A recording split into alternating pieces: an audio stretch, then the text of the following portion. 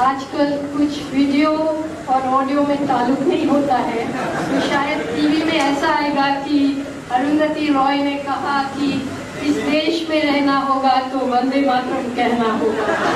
क्या होगा टीवी में, क्या दिखाते हैं। सोनी सोनी मेरी सहेली है और मैं जब बस्तर गई थी,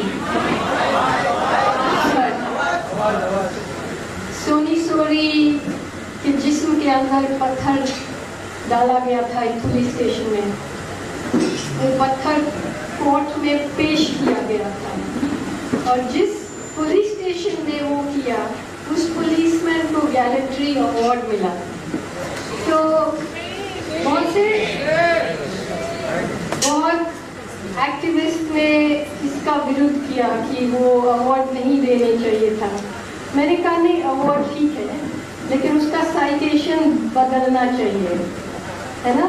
उसका साइटेशन में लिखना चाहिए कि इस देश में इसको अवार्ड दिया जाता है जो आदिवासी औरतों के साथ ऐसा काम करते हैं, क्योंकि आजकल वो एक ऑफिशियल एक्टिविटी बन गया है।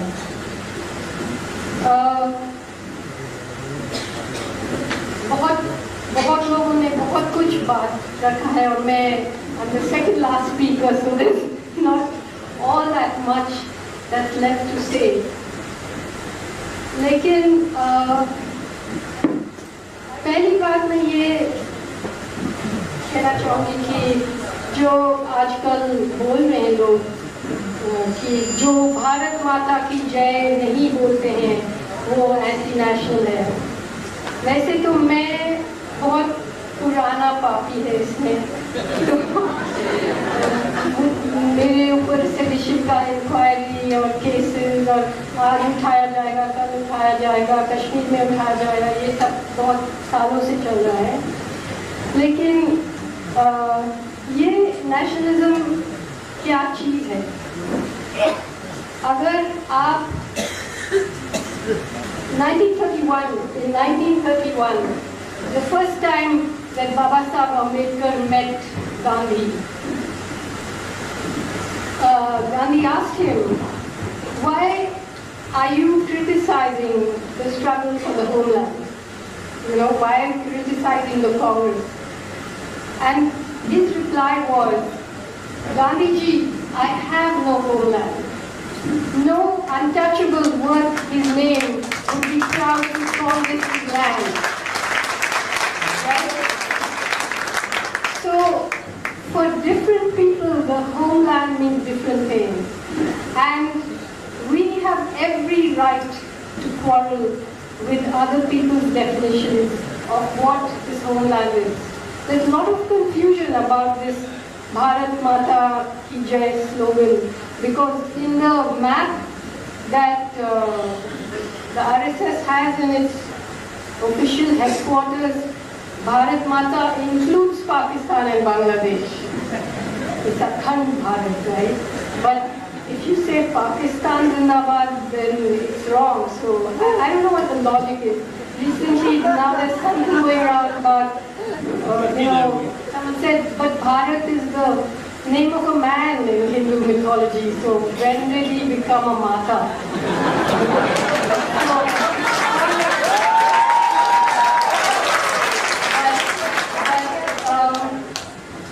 Since many people have spoken at great length about what is happening in our campuses, what is happening with this new government, I just want to try and cover some ground which hasn't been covered before, just to fill in some gaps.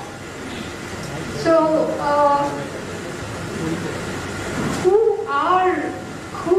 today the thing is that हमारे सामने जो ये RSS आए हैं, सही तीसरा ने कि सरकार RSS की है, BJP की नहीं है। और the RSS was set up in 1925. The RSS was set up inspired by the ideology of Benito Mussolini and Adolf Hitler.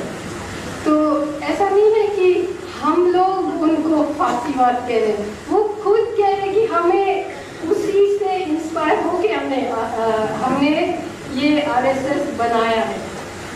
लेकिन बहुत क्रिटिसिज्म हुई है आरएसएस की, लेकिन एक चीज़ है कि वो 1925 से अभी तक बहुत काम किया, बहुत ज़्यादा।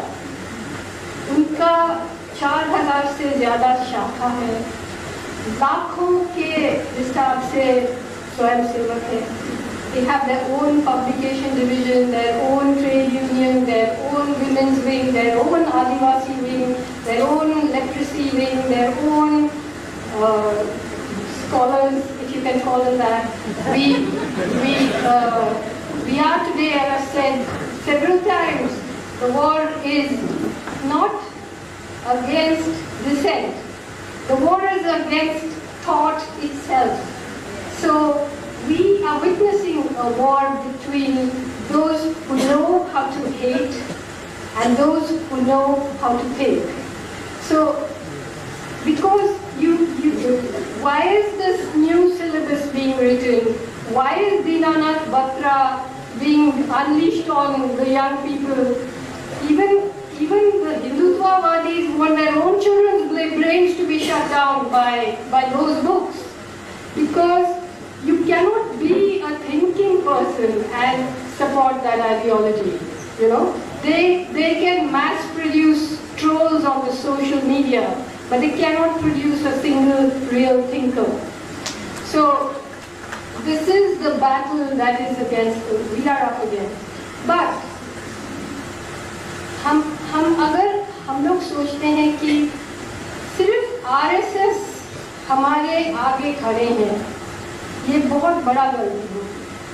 क्योंकि आरएसएस कैसे आ गए, इतना बड़ा पैमाने में कैसे आ गए, इस इलेक्शन में कैसे आ गए, कौन लाया? I don't know how to start this, but I want to talk about how did India become such a police state, such a militarized state. ऐसा नहीं है कि वो अचानक इलेक्शन के बाद आ गए ना, ऐसा तो नहीं है। तो in the late 1980s, early 90s, 2 ताला खोल दिए थे सरकार ने, एक तो बाबरी मस्जिद का और दूसरा बाजार का। और जैसे वो 2 ताला खोले थे, उससे उन्होंने 2 अपना नकली टेररिस्ट्स को मैन्युफैक्चर किया। एक they unleashed 2 kinds of totalitarianism. One was religious totalitarianism, Hindutva thing, and one was a kind of economic totalitarianism. And both those totalitarianisms produced or manufactured their own manufactured terrorists, Islamist terrorists, Maoist terrorists. और जो भी party आया था सत्ता में, उनका priority अलग था। एक था तो इस्लामिस्ट टेररिज्म, दूसरा माओइस्ट टेररिज्म। दोनों के नाम में मिलिटराइजेशन हुई है और दोनों के नाम में बहुत सारे जो लॉज है जो कोई भी डेमोक्रेटिक कंट्री में नहीं होना चाहिए वो है। लेकिन उससे भी पहले वो प्रोसेस शुरू हुई थी। जब अब आजकल टीवी में अगर कोई भी बहस करने की कोशिश करते हैं, वो क्या चिल्लाते हैं कि Have you the soldiers, the dead soldiers who came from Siachen, you are an anti-national. This is the real hero. Now they are putting their words into the mouths of dead soldiers who can't talk back. They are putting their tin pot ideologies onto the bodies of people who can't talk back. They don't tell you that the soldiers are poor people who are trying to earn a living. If they were so patriotic, these rich nationalists, they would ask for the draft, like the Americans do. They would say कि हमारे बच्चों को भी soldier बना दो या हमें भी सोल्जर बना दो। वो तो नहीं मानते ना, वो बस गरीबों को सियाचिन में भेज दो या कश्मीर में भेज दो। लेकिन ये वो नहीं कभी बताते हैं। There has not been a single day since independence, since 1947, there has not been a single day when the Indian security forces, the Indian army, has not been deployed within the borders, so-called borders of this country against its own people. Not one day. From the day we became independent, we became an imperialist country. So we started Manipur, Nagaland, Assam, Mizoram, Kashmir, Junagadh, Goa, Hyderabad, Punjab. There has been endless deployment. And when you look at who are those people that the army was deployed against? Adivasis, Christians, Muslims, Sikhs, Dalits. Always you had an upper caste DNA, a state with an upper caste DNA deployed against the other. And how does it work today? You send soldiers from Chhattisgarh to Kashmir. You send soldiers from Assam to Chhattisgarh or Nagaland, just like the imperial powers. Just like that it functions. Put one person against the other, one person against the other, one person against the other. Now, when we look back in history, today we are faced with, he starts right, that there is a difference between the two major parties. What is that difference? The difference is that one says that it believes in secularism, it believes in a secular liberal democracy, whatever it does. We know that it has also conducted massacres. It has also brought in the neoliberal reforms on communal, manufactured communal conflict. It has also looked away while Dalits are killed. It has also seen that power and wealth remain in the hands of the upper caste. But now we have a government that openly talks about Hindu Rashtra. So where did this idea, ये हिंदू राष्ट्र का जो idea है वो कहाँ से आया? बहुत सालों से वो कहते हैं कि बहुत पुरानी परंपरा है Hinduism. But I want to quote Baba Sahib on this because it's a dangerous subject. So I need his protection.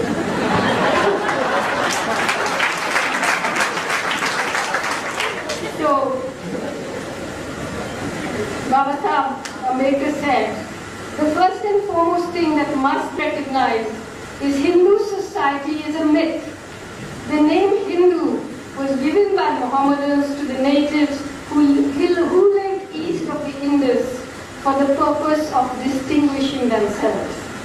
So, what happened was that is what the anti-caste movement refers to as Brahmanism.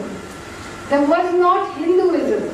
Hinduism is actually a political construct, not a religious construct. And oddly enough, it came about because of the politics of representative government.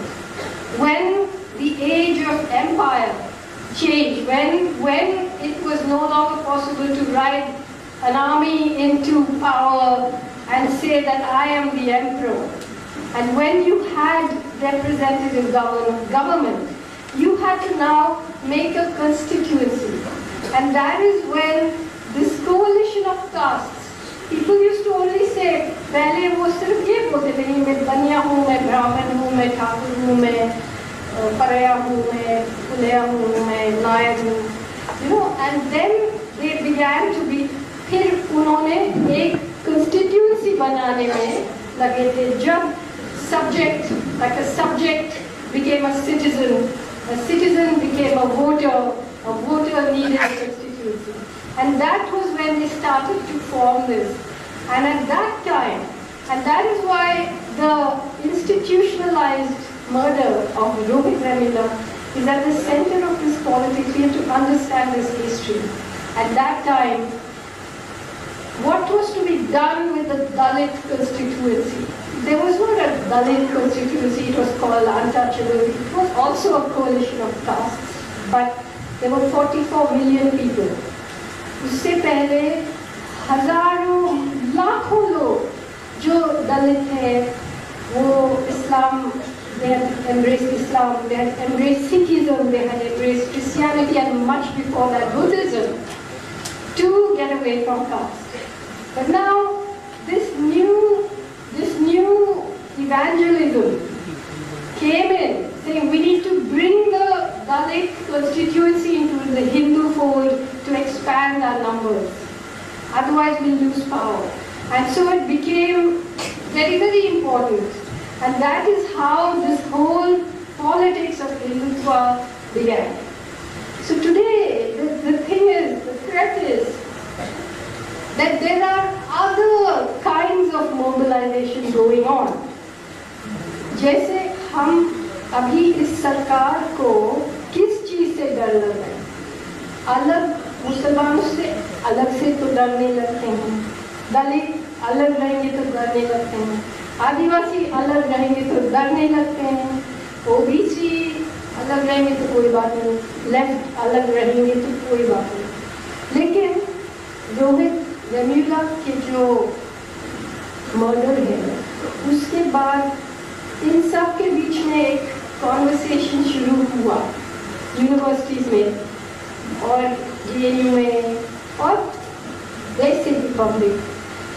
That is why there is such a worry about this attack on a new kind of coalition that they are seeing.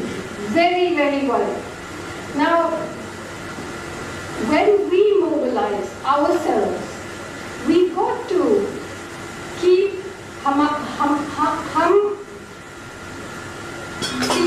we have to understand that we must be a moral movement too. We must understand अगर हम लोग इंसाफ के बारे में बोल रहे हैं तो सबके इंसाफ देखना चाहिए। ये नहीं है कि अरे कोई बात नहीं, कश्मीर में आप जितने लोगों को मार दो, मणिपुर में भी मार दो, लेकिन यहाँ जेएनयू में नहीं होना चाहिए। ऐसा कोई मूवमेंट तो नहीं हो सकता है। We have to be people who believe that there is something called justice for everybody. You know, we cannot belong to a country whose territory is just nailed together by military power and police power. But behind all of this, what is going on? Why was this JNU issue छेड़ो? Why? जैसे मैं बस्तर में, अब वो कह रहे कि भारत माता की जय बोलना पड़ेगा आपको, लेकिन बस्तर में जब मैं गई थी जंगल के अंदर, पहले पुलिस एसपी ने मुझे बोला कि अगर आप इंद्रावती के उस पार जाएंगे, हम उसको पाकिस्तान कहते हैं। Anybody, my boys have orders to shoot to kill. This is what he told me. और उन्होंने ये भी कहा कि मैंने अपने पुलिस बॉसेस को कहा है कि ये जो जंग है आदिवासियों के खिलाफ, माओवादियों के खिलाफ, हम लोग पुलिस के हथियार से नहीं जीत सकते हैं।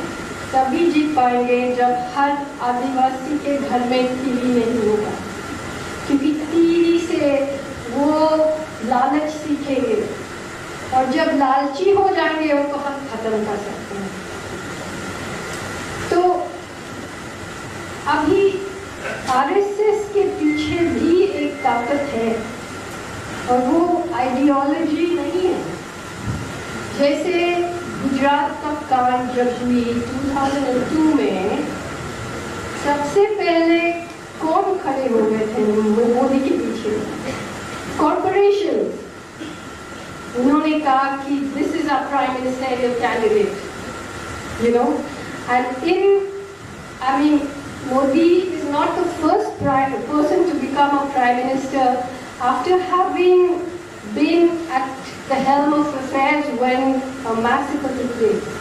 Even after the Sikh massacre, Rajiv Gandhi became prime minister, you know. But in this election, do you know how much money Modi's campaign was? $112 million. $112 million. So there is a huge force behind this, a huge national force behind it.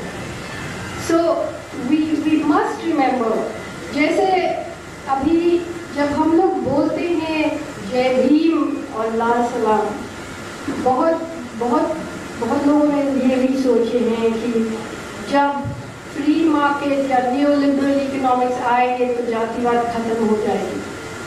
लेकिन अभी हुआ क्या है? अगर if you look at, for example, I just tell you, I'll read out the names of some of the biggest corporations. Reliance owned by Mukesh Ambani, Lakshmi Mittal, Dilip Sangvi, KM Birla, Ruya, Savitri Jindal, Gautam Adani, Sunil Mittal. They own ports, they own mines, oil fields, gas fields, shipping companies, pharmaceutical companies, telephone networks. All are either Baniya or Brahmin. Who owns the big national TV companies, the big national newspapers? See, so caste and capitalism are an alloy that have come together. जैसे Thomas Piketty, एक French आदमी है जिन्होंने capitalism के बारे में किताब लिखा, and he says that capitalism today is in a book called Capital in the 21st Century. He says how economic inequality in the world has now almost equaled the Gilded Age. And he shows that even in the age of big banks and corporations, the engine that drives capitalism is inherited wealth. So you see caste, which is inherited wealth, which is inherited occupation, which is inherited landlessness, which is inherited every form of equality. Caste is the mother of capitalism. So we have to understand that both these things have to be fought in real ways. So how this is done is going to be one of the most difficult battles, क्योंकि ये जो हम लोग ऐसे वाले meetings में नारे लगाते हैं, साथ में बैठते हैं, लेकिन हमारे अंदर भी ऐसे ताकतें हैं जो तोड़ना चाहते हैं इसको, और बाहर से भी आएंगे, अंदर से भी आएंगे ये जो फोर्सेस हैं, क्योंकि जैसे नवंबर में एक पंचजन्य में जेएनयू कवर में था, और पंचजन्य आरएसएस का जो टारगेट जेएनयू में बहुत पहले से थे। जैसे रोहित वेमुला का जो इंस्टीट्यूशनलाइज मर्डर है वो हमारे किसानों जो लाखों के हिसाब से सुसाइड किया है, वो भी इंस्टीट्यूशनलाइज मर्डर है, वो भी इन्हीं ताकतों का मर्डर है, और वो रोज चल रहे हैं। और सुसाइड आदमी लोग करते हैं और बाकी भुगते हैं औरतों और बच्चों जिसके पास जमीन नहीं है। और बस्तर में अभी तैयारी पूरी है असॉल्ट के लिए, इसीलिए सोनी को ये हालत किया है। जगदलपुर लीगल एड ग्रुप को वहाँ से निकाले हैं, अभी बेला भाटिया को निकाले हैं, सारे जो न्यूट्रल टेरिटरी बना रहे हैं माओवादी और पुलिस के बीच में, उनको निकाले जा रहे हैं। एक बड़ा युद्ध का प्रिपरेशन हो रहा है अभी। इस बीच में आप कह सकते हैं कि we are a collection of criminals here. Each are a criminal, I am a criminal, all the students who have come here, either they have to register in the case, in the court, or they are on bail. All of us are under attack, we are being hauled up by the courts. There is a massive preparation for something. And now the elections are coming, Assam, West Bengal, Punjab, Kerala, UP. मेरे ख्याल में बहुत से losses face करेगी BJP अभी, और इसके लिए उनकी बहुत बड़ा तैयारी है। We have to be prepared for false flag terrorist strike. अभी इस चीज़ के बारे में जो ये फॉल्सिफिकेशन है, जो एब्सोल्यूट क्रिमिनल एक्टिविटी है, कुछ कह सकती हूँ, लेकिन मैं कहूँगी नहीं, मैं लिखूँगी, क्योंकि ये बहुत, इसके लिए बहुत प्रिसिशन और फुटनोट्स की ज़रूरत है। लेकिन ये पूरा एक तरह का क्रिमिनल एक्टिविटीज चल रहे हैं। You cannot believe a single thing. You know, you cannot believe when there's a terrorist strike who actually did it. You just can't believe anything anymore. Muzaffarnagar was started with a fake video. JNU students, Umar, Khallid and Kanhaiya, their lives are under threat because fake videos. You know, and this goes back a long, long way. When the parliament attack happened, 13 तारीख दिसंबर को parliament attack हुआ, 14 को police ने कहा, special cell ने कहा कि हम केस क्रैक कर लिया है, मास्टरमाइंड SAR गिलानी, बाकी 2-3 जैश-ए मोहम्मद, लश्कर-ए-तोयबा। एक दिन में केस क्रैक हो गया। 13th the parliament was attacked, 14th the case was cracked, 21st 800,000 people. 800,000, so I mean 500,000 soldiers were moved to the border. It was nearly a nuclear war. So we have to be very, very, very careful and wary about what's going on.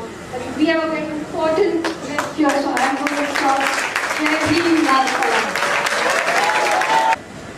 Rohit Bhagat Singh करे पुकार, अरे रोहित भगत सिंह करे पुकार, अरे रोहित भगत सिंह करे पुकार।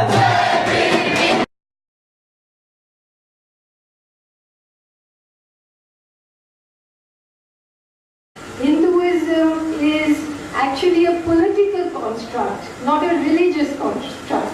And oddly enough, it came about because of the politics of representative government. When the age of empire changed, when it was no longer possible to ride an army into power and say that I am the emperor, and when you had representative government, you had to now make a constituency. And that is when this coalition of castes, people used to only say, पहले वो सिर्फ ये बोलते थे, मैं बनिया हूँ, मैं ब्राह्मण हूँ, मैं ठाकुर हूँ, मैं परया हूँ, मैं पुलिया हूँ, मैं नायर हूँ, you know, and then they began to be, फिर उन्होंने एक constituency बनाने में लगे थे, जब subject, like a subject became a citizen became a voter needed a constituency. And that was when they started to form this. And at that time, and that is why the institutionalized murder of Rohith Vemula is at the center of this politics. We have to understand this history. At that time, what was to be done with the Dalit constituency? There was not a Dalit constituency, it was called untouchable. It was also a coalition of castes, but there were 44 million people. उससे पहले हजारों लाखों लोग जो दलित है, वो इस्लाम, they had embraced Islam, they had embraced Sikhism, they had embraced Christianity, and much before that Buddhism, to get away from caste. But now this new evangelism came in, saying we need to bring the Dalit constituency into the Hindu fold to expand our numbers. Otherwise we'll lose power. And so it became very, very important. And that is how this whole politics of Hindutva began. So today, the thing is, the threat is that there are other kinds of mobilization going on. जैसे हम अभी इस सरकार को किस चीज से डर लग रहा है? अलग मुसलमानों से अलग से तो डरने लगते हैं, दलित अलग रहेंगे तो डरने लगते हैं, आदिवासी अलग रहेंगे तो डरने लगते हैं, ओबीसी अलग रहेंगे तो कोई बात नहीं, लेफ्ट अलग रहेंगे तो कोई बात नहीं। लेकिन रोहित वेमुला के जो मर्डर है, उसके बाद इन सब के बीच में एक कॉन्वर्सेशन शुरू हुआ यूनिवर्सिटीज में और JNU में और वैसे भी public. That is why there is such a worry about this attack on a new kind of coalition that they are seeing. Very, very worried. Now, when we mobilize ourselves, we got to keep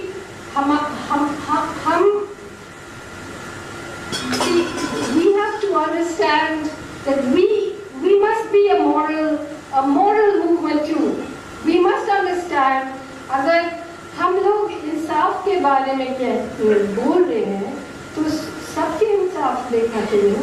ये नहीं है कि अरे कोई बात नहीं, कश्मीर में आप जितने लोगों को मार दो, मणिपुर में भी मार दो, लेकिन यहाँ JNU में नहीं होना चाहिए. ऐसा कोई मूवमेंट तो नहीं हो सकता. We have to be people who believe that there is something called justice for everybody. You know, we cannot belong to a country whose territory is just nailed together by military power and police power. But behind all of this, what is going on? Why was this JNU issue छेड़ो? Why जैसे वो है, लेकिन उससे भी पहले वो process शुरू हुई थी. जब अब आजकल टीवी में अगर कोई भी बहस करने की कोशिश करते हैं, वो क्या चिल्लाते हैं कि Have you the soldiers, the dead soldiers who came from Siachen? You are an anti-national. This is the real hero. Now they are putting their words into the mouths of dead soldiers who can't talk back. They are putting their tin pot ideologies onto the bodies of people who can't talk back. They don't tell you that the soldiers are poor people who are trying to earn a living. If they were so patriotic, these rich nationalists, they would ask for the draft, like the American people. They would say कि हमारे बच्चों को भी soldier बना दो या हमें भी सोल्जर बना दो. वो तो नहीं मानते ना. वो बस गरीबों को सियाचिन में भेज दो या कश्मीर में भेज दो. लेकिन ये वो नहीं कभी बताते हैं. There has not been a single day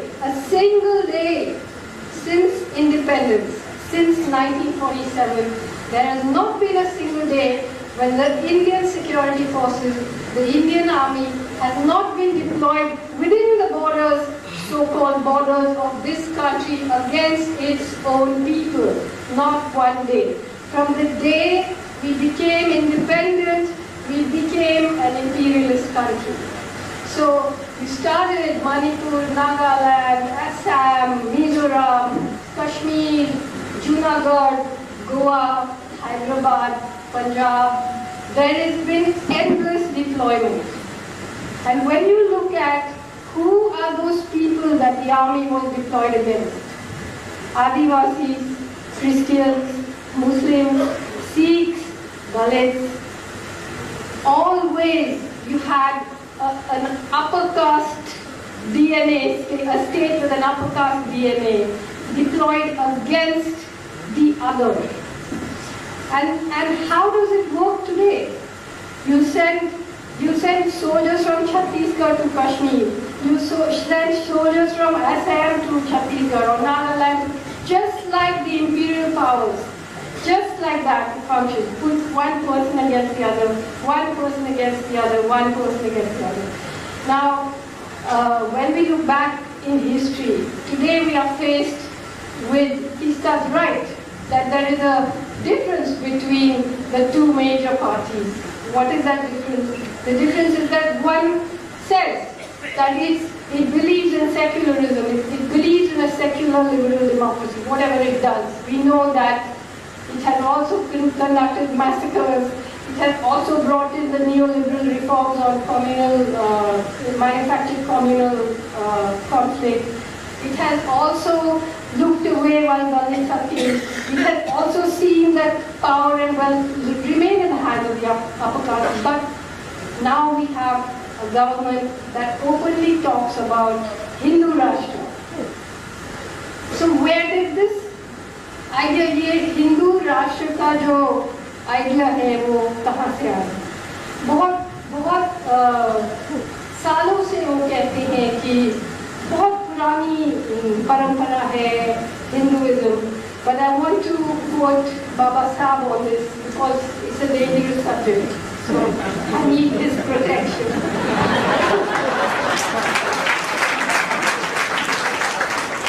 So Baba Sahib Ambedkar said, the first and foremost thing that must recognize is Hindu society is a myth. The name Hindu was given by Mohammedans to the natives who lived east of the Indus for the purpose of distinguishing themselves. So, what happened was that is what the anti-caste movement refers to as Brahmanism. There was not Hinduism. मैं बस्तर में अब वो कह रहे कि भारत माता की जय बोलना पड़ेगा आपको, लेकिन बस्तर में जब मैं गई थी जंगल के अंदर, पहले पुलिस एसपी ने मुझे बोला कि अगर आप इंद्रावती के उस पार जाएंगे हम उसको पाकिस्तान कहते हैं. Anybody, my boys have orders to shoot to kill. This is what he told me. और उन्होंने ये भी कहा कि मैंने अपने पुलिस बॉसेस को कहा है कि ये जो जंग है आदिवासियों के खिलाफ, माओवादियों के खिलाफ, हम लोग पुलिस के हथियार से नहीं जीत सकते हैं. तभी जीत पाएंगे जब हर आदिवासी के घर में टीवी नहीं होगा, क्योंकि टीवी से वो लालच सीखेंगे और जब लालची हो जाएंगे उनको हम खत्म कर सकते हैं. तो अभी आरएसएस के पीछे भी एक ताकत है और वो आइडियोलॉजी नहीं है. जैसे गुजरात का कांड जब हुई 2002 में, सबसे पहले कौन खड़े हो गए थे मोदी के पीछे? कॉर्पोरेशन. उन्होंने कहा कि this is a prime ministerial candidate, you know, and I mean, Modi is not the first person to become a prime minister after having been at the helm of affairs when a massacre took place. Even after the Sikh massacre, Rajiv Gandhi became prime minister, you know. But in this election, do you know how much money Modi's campaign was? $112 million. $112 million. So there is a huge force behind this, a huge force, an international force behind it. So we must remember, जैसे अभी जब हम लोग बोलते हैं जय भीम और लाल सलाम, बहुत लोगों ने ये भी सोचे हैं कि जब फ्री मार्केट या न्यू लिबरल इकोनॉमिक्स आएंगे तो जातिवाद खत्म हो जाएगी. लेकिन अभी हुआ क्या है? अगर if you look at, for example, I just tell you, I'll read out the names of some of the biggest corporations. Reliance owned by Mukesh Ambani, Lakshmi Mittal, Dilip Sanghi, K.M. Birla, Ruya, Savitri Jindal, Gautam Adani, Sunil Mittal. They own ports, they own mines, oil fields, gas fields, shipping companies, pharmaceutical companies, telephone networks. All are either Baniya or Brahmin. Who owns the big national TV companies, the big national newspapers? See, so caste and capitalism are an alloy that have come together. जैसे Thomas Piketty और एक French आदमी है जिन्होंने capitalism के बारे में किताब लिखा, and he says that capitalism today is in a book called Capital in the 21st Century. He says how economic inequality in the world has now almost equaled the Gilded Age, and he shows that even in the age of big banks and corporations, the engine that drives capitalism is inherited wealth. So you see caste, which is inherited wealth, which is inherited occupation, which is inherited landlessness, which is inherited every form of equality. Caste is the mother of capitalism. So we have to understand that both these things have to be fought in real ways. So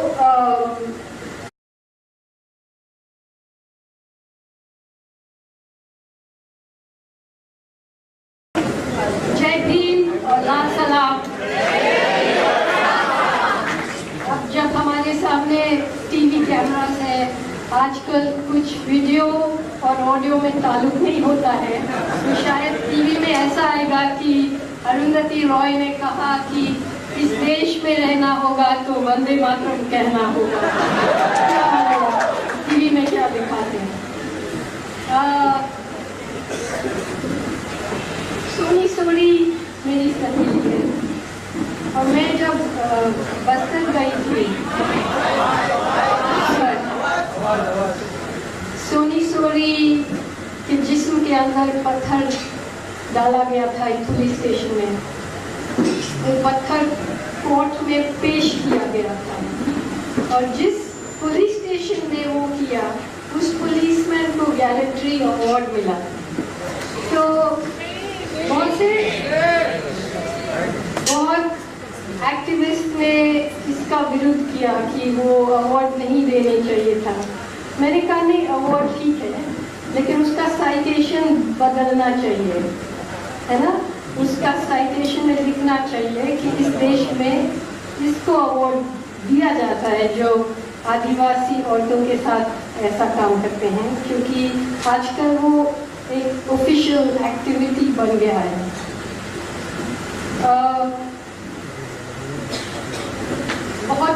बहुत लोगों ने बहुत कुछ बात रखा है, और मैं I'm the second last speaker, so there's not all that much that's left to say. लेकिन पहली बात मैं ये कहना चाहूँगी कि जो आजकल बोल रहे हैं लोग कि जो भारत माता की जय नहीं बोलते हैं वो एंटी नेशनल है।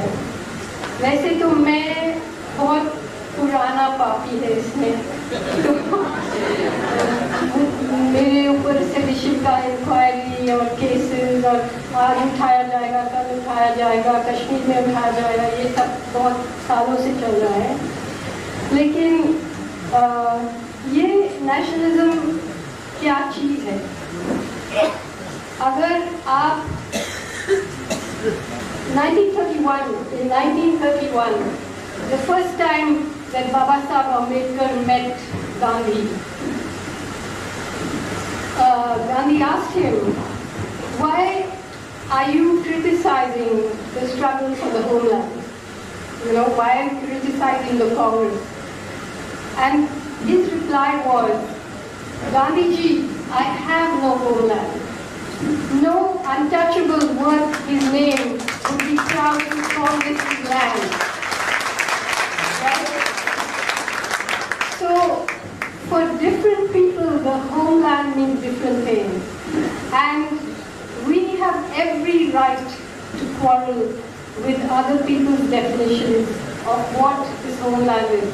There's a lot of confusion about this Bharat Mata Ki Jai slogan, because in the map that the RSS has in its official headquarters, Bharat Mata includes Pakistan and Bangladesh.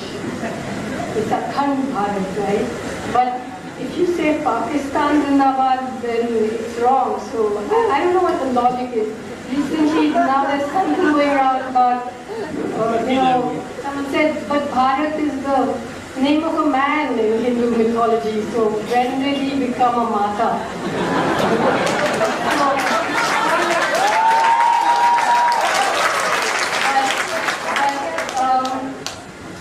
Since many people have spoken at great length about what is happening in our campuses, what is happening with this new government, I just want to try and cover some ground which hasn't been covered before, just to fill in some gaps. So,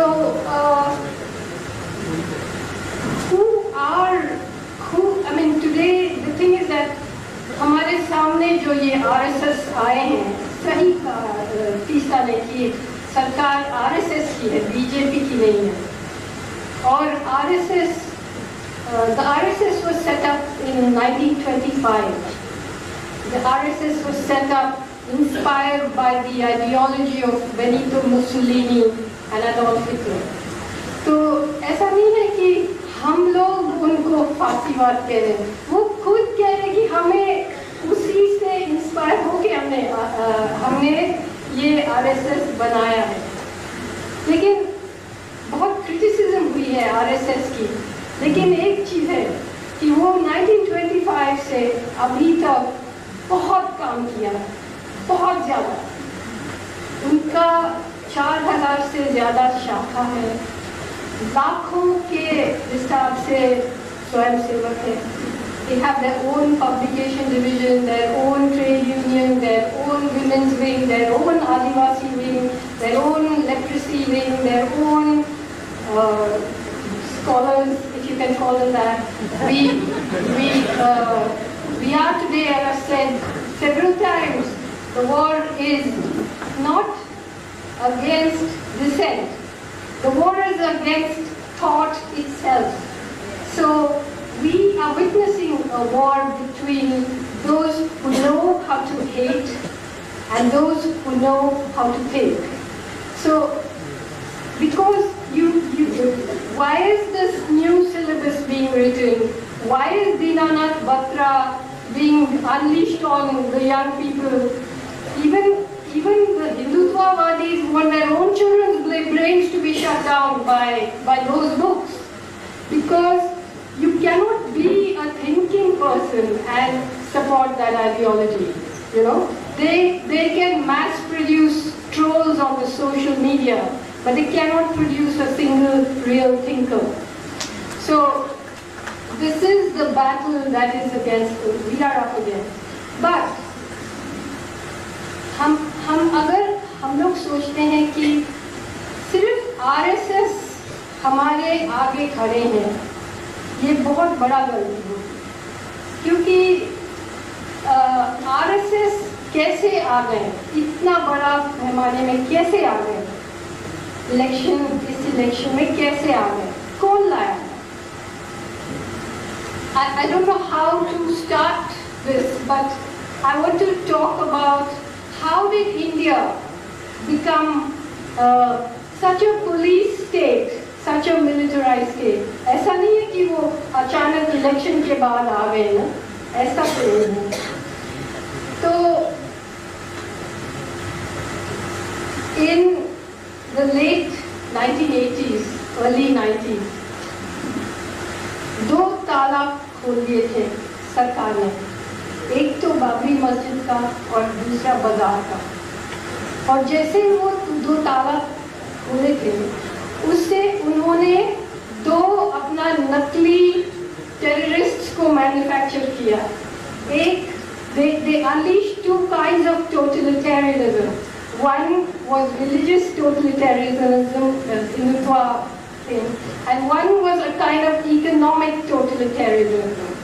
And both those totalitarianisms produced or manufactured their own manufactured terrorists, Islamist terrorists, Maoist terrorists.